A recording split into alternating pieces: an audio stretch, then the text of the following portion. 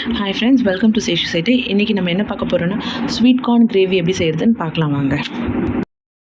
சப்பாத்தியும் sweet corn கிரேவியும் அதுக்கு தேவையானது ஸ்வீட் கார்ன் எடுத்து வச்சுருக்கிறேன், வெங்காயம் அரிஞ்சு வச்சுருக்கிறேன், தக்காளி அரைச்சி வச்சுருக்கிறேன், கொடை மிளகா அரைஞ்சி வச்சுருக்கிறேன், வெறும் மிளகாத்தூள், வீட்டு மிளகாத்தூள், கொஞ்சம் லாஸ்ட்டில் போட்டு எடுக்க வெண்ணெய் எடுத்து வச்சுருக்கிறேன், கரம் மசாலா. இது ஒரு பத்தை தேங்காவும் ஒரு 4 முந்திரி போட்டு அரைச்சி வச்சுருக்கேன். அவ்வளோதான். நம்ம இப்போ செய்யலாம். ஸ்டவ்வில் ஒரு பேனில் எண்ணெய் ஊற்றிக்கலாம். எண்ணெய் சூடாகிற வரைக்கும் காத்துட்ருக்கலாம். வெங்காயம் போட்டுக்கிறேன்.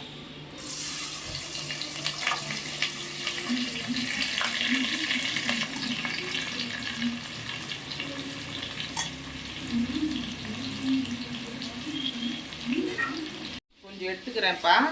மிக்சியில் கொஞ்சம் ஒன்றும் குத்தலமாக அரைச்சி போட்டுக்கலாம். அது கொஞ்சம் திக்காக இருக்கும்.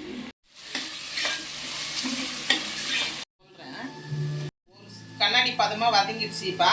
இப்போ வந்து இஞ்சி பூண்டு போட்டுக்கலாம். வெங்காயம் கண்ணாடி பதமாக வதங்கிடுச்சு. 1 ஸ்பூன் இஞ்சி பூண்டு போட்டுக்கலாம்.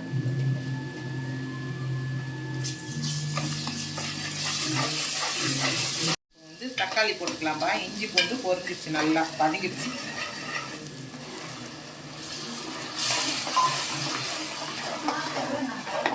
கொஞ்சம் உப்பு போட்டுக்கலாம்ப்பா.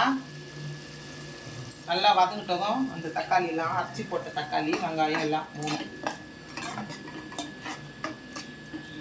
சோளத்தை வந்து கொஞ்சம் அரைச்சிக்கலாம்ப்பா.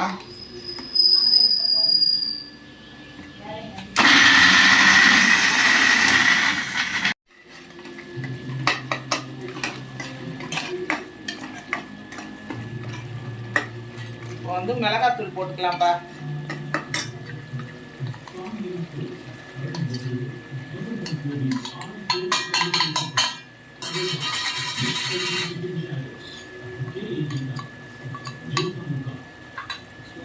கொடை மிளகாவும் போட்டு நல்லா இது பண்ணிக்கலாம்ப்பா. காரத்தோட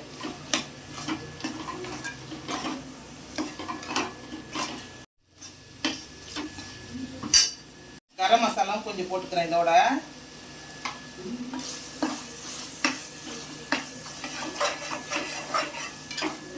ஸ்வீட் கார்ன் போட்டுறேன்.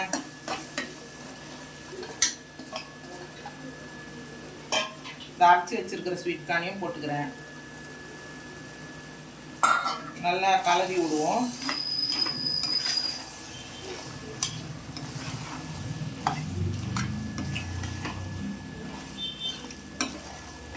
மற்ற தேங்காவும் முந்திரி அரைச்சி வச்சேன் பாருங்க, அதை போட்டுக்கிறேன்.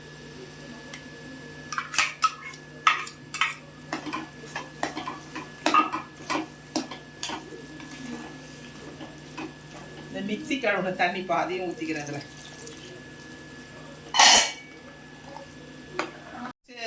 தேங்காயெல்லாம் வச்சுருந்த பருப்பா அதெல்லாம் கழுவி ஊற்றிடணும். இதுலேயே உப்பெல்லாம் சரியாக இருக்குதான்னு பார்த்துங்க. ஒரு 3 விசில் விட்டு பார்க்கலாம். அப்புறமேல் பருப்பா 3 விசில் விட்டு எடுத்தாச்சு. இப்போ பாருங்கள், நம்ம கொத்தமல்லி போடலாம். கொஞ்சம் வெண்ணெய் போட்டுக்கலாம்.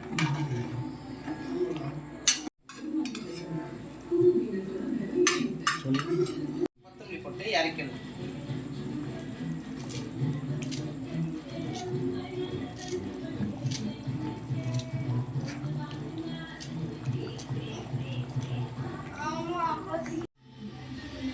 இப்போ சப்பாத்தியும் இந்த கிரேவியும் ஃபுல்காவும் இந்த கிரேவியும் கொடுக்க போகிறேன்.